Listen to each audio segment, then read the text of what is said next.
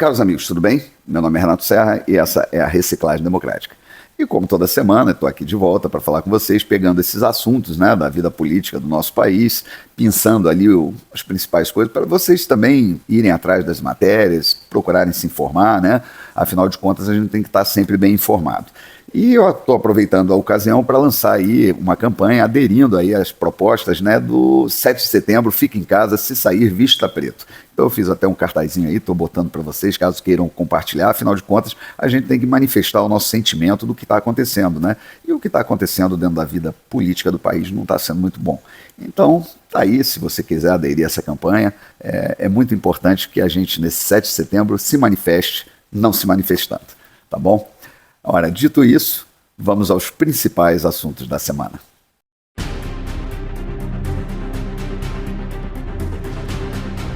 E a semana começou com as notícias da reunião que está acontecendo lá na África do Sul dos BRICS, né, onde faz parte Brasil, Índia, China, Rússia e a África do Sul. Bom, a notícia principal é que houve uma ampliação desse bloco, abrigando aí países do Oriente Médio, da África e nossa vizinha Argentina, né? Países como Egito, Irã e tal, agora estão compondo esse bloco. Bom, dentro do desenho geopolítico, isso é interessante para o Brasil estar participando, né, da ampliação desse bloco, por questões de mercado e tal, mas também ele se aproxima perigosamente do Oriente, onde a gente sabe que ali são muitos governos autoritários, autocratas, né? Não há uma democracia, embora o Brasil ainda seja uma democracia relativa, né?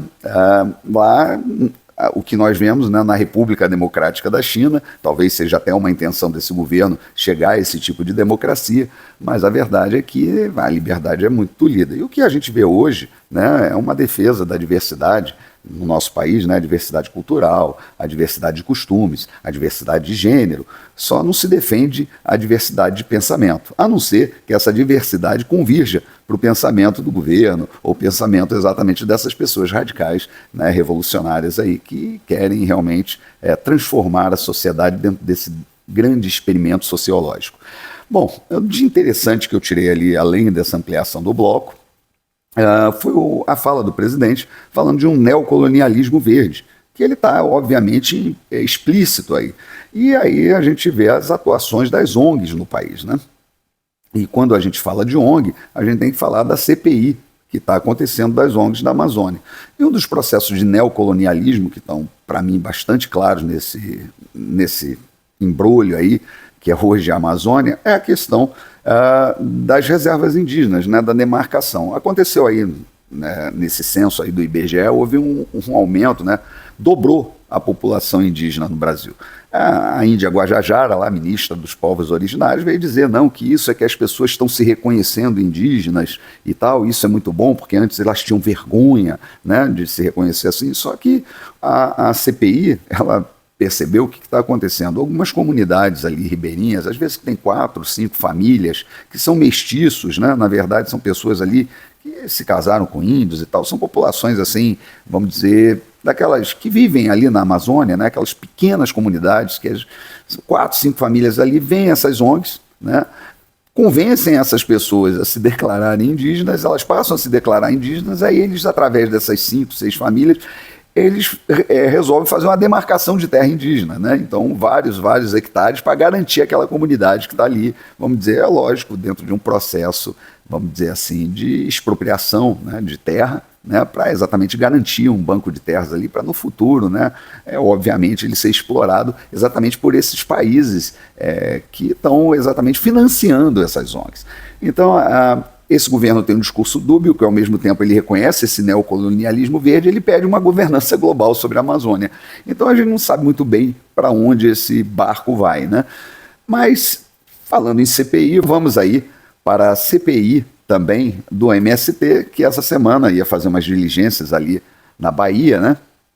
E teve uma negativa de segurança da Polícia Federal. Então os deputados teriam que entrar lá nos acampamentos, né, sem nenhuma segurança, um trabalho que é de investigação, é muito estranho, né, o delegado da Polícia Federal ter recusado prestar segurança ali, afinal de contas, uma CPI, ela funciona como tem um poder de polícia, né, e é investigativa, e essa negativa coloca, sim, em risco as pessoas que estão investigando, afinal de contas, não se sabe se ali é um acampamento, vamos dizer que legítimo, né, de pessoas de bem que estão ali procurando se estabelecer em terra, ou são criminosos ali, que estão de alguma forma, um poder paralelo que está ali fazendo a sua, vamos dizer, seu processo revolucionário, né? Que é o que nós estamos vendo aí, muito do que a gente está vendo desses movimentos de reforma agrária, não tem muito a ver com reforma agrária, tem a ver sim com processo revolucionário de instalação de poder. E aí a gente vai entendendo um pouco o que acontece no Nordeste, né? E isso aconteceu quando o Zema resolveu fazer ali um consórcio com os estados do Sul, Sudeste e Centro-Oeste para contrapor, vamos dizer, com o Nordeste ali, e houve uma gritaria total. E aí a gente vê que a coisa é mais complexa ainda, né? Porque a gente tem ali dentro do Nordeste, né, grande parte dos recursos que são produzidos no Sudeste, eles vão para o Nordeste. Então, se a gente fosse falar assim, de um país socialista, né, se o Brasil fosse as regiões divididas em países, nós teríamos o Sul, Sudeste, Centro-Oeste capitalista, e o Norte-Nordeste socialista. Só que o socialismo é bancado pelos outros, né? Então nós bancamos aqueles estados. E aí o que acontece? Está havendo melhoria de vida, do padrão de vida desses estados? Não, o que a gente vê, na verdade, é a elevação de grandes caciques políticos, concentração de recursos e manutenção de miséria. Quer dizer, tudo o que ocorre no socialismo quando ele é financiado com dinheiro externo. Então essa coisa tem que ter um equilíbrio mesmo. Eu acho interessante essa conversa e essa CPI, né, ela vai indo para esse caminho também. Já a CPI do dia 8 de janeiro, né, CPMI dos atos de 8 de janeiro, foi ouvir dessa vez um sargento lá, o sargento Moraes, sargento aí do Exército Brasileiro, que está preso até hoje por suposta falsificação de cartão de vacinação. Chegou um senador lembrar, né, que o tempo que ele está preso, que esse sargento está preso, já é maior do que caso ele tenha uma pena, seja condenado pelo crime que ele está sendo acusado. Então são coisas que só acontecem no Brasil, não se sabe por que chamou esse sujeito ali, a não ser que seja a construção narrativa, que está se fazendo um esforço imenso para jogar o 8 de janeiro, vamos dizer assim, num verdadeiro circo, carnaval aí, para se justificar. Agora vacina, o cara da vacina falando ali, eu acho que nada a ver, não tem nem um absurdo completo. O Walter Delgatti, que foi o grande depoente da semana passada, essa semana está preso, condenado a 20 anos, lá um estelionatário. Nada do que ele falou ali, né, na CPI semana passada pode ser comprovado. Nem a questão lá das Forças Armadas, né, que falou que ele tinha ido lá, não há ata, não há imagem, não há câmera, não há nada. O repórter da Globo lá, o César Tralli, virou meme da internet, né, a cara de tristeza dele dando essa notícia, enfim. É o cerco, né, que se tenta fazer no governo anterior, porque realmente há uma desconfiança cada vez maior que esse governo não é legítimo, né? Porque, afinal de contas, se ele fosse legítimo, se ele estivesse seguro nos votos que tomou, ele não estaria tão preocupado com o governo que passou. E aí a gente vai vendo outras coisas que vão acontecendo, né? A Polícia Federal aí cogita, inclusive, bloquear os 17 milhões lá que foram doados via Pix por 750 mil pessoas que doaram, querem identificar todas essas pessoas, quer dizer, falando em lavagem de dinheiro, né? Depósitos de 20, R$2, R$100, tem pessoas aí depositaram 750 mil pessoas, vazamento do COAF em cima disso, quer dizer, o cerco que se faz contra o presidente é absurdo, né? Nesse sentido, ex-presidente, quer dizer, não faz o menor sentido. O celular que foi apreendido, inclusive, também, essa semana tivemos a notícia, o celular do ex-presidente, não tinha nada que pudesse ligá-lo a nenhum ato, a nenhum inquérito, a nada que está em andamento aí, quer dizer, aí prenderam, né? Ou prenderam não, botaram o filho dele numa investigação, a ideia é prender, obviamente, mas o filho mais novo, porque estava rolando uma investigação ali, parece de uma quadrilha criminosa lá, e o único fato que liga o filho mais novo é ele ter uma relação, teve uma relação ali, uma relação de trabalho, sei lá, durante um período curto, com um dos investigados, quer dizer, aí puxa o filho mais novo do presidente para a investigação, tudo com o objetivo de criar notícia, desgastar, né? Criar assim todo um ambiente para que no futuro, não, ele teria que ser preso mesmo, o tal ladrão de joias, né? O ladrão de joia que não tem joia roubada, quer dizer, se for falar inclusive de roubo de joia, né, a gente tem que falar do presidente atual, né, que em cadeia nacional mostrou lá seu relógio Piaget, de 80 mil reais, que ele ganhou de Jacques Chirac, segundo ele mesmo, né, numa das comemorações, eu acredito que seja dos 200 anos lá da Revolução Francesa, sei lá, foi alguma coisa nesse sentido, que ele ganhou o tal relógio. O Brasil estava comemorando isso, teve também uma comemoração aqui no Brasil bonita nessa época, e o fato é que ele não declarou isso, né, para o patrimônio da presidência. Ele simplesmente embolsou o relógio. Isso sim é roubo.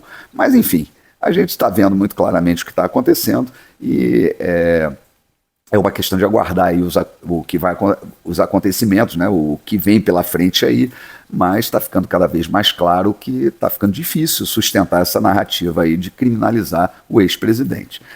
E aí, para encerrar, tem duas notícias aí do campo internacional, mas que envolvem aí o Brasil, né? Uma delas é a crise na Argentina, né? Foram relatados aí diversos saques lá, né? Violência, né? Inclusive até Bariloche. Nós tivemos ali eventos, pessoas saqueando supermercados, né? A miséria chegando, ali o processo de socialismo sendo implantado. Ele só não vai à frente mesmo porque parece que o atual presidente, nem o tribunal, vamos dizer, constitucional de lá, tem disposição de encarar essa, né? Eles vão fazer uma eleição agora em outubro. Caso contrário, se quisesse fazer um golpe ali, já estava o socialismo implantado em cima da miséria. E essa é a situação da Argentina, essa é a situação, inclusive, que o ex-presidente alertou, né, das políticas econômicas que estavam sendo tomadas lá, as consequências que elas iam causar. E o segundo assunto que vem internacional aí é que o Ministério Público da Itália, finalmente, liberou, né, deu parecer favorável à liberação das imagens lá do aeroporto onde ocorreu aquele, vamos dizer, aquele mal-entendido, né, ou aquela suposta agressão ao ministro do Supremo Tribunal Federal, Alexandre de Moraes. Isso é muito legal que isso esteja acontecendo, porque no momento que essas imagens caírem aqui em solo, elas vão ser vazadas, né, e todos nós vamos ficar sabendo o que realmente aconteceu naquele aeroporto, se realmente o filho do ministro, né, foi agredido violentamente ali, né, como foi inclusive feito lá um storyboard no jornal o Globo, né, já falando de agressão bolsonarista e tal, e a gente está vendo que não é nada disso, né, que a coisa ali foi uma mera discussão ali sobre a área VIP, e aí a gente vai ter as informações mais claras do que aconteceu. Bom, era isso que eu tinha para falar para vocês. Um grande abraço e até a próxima.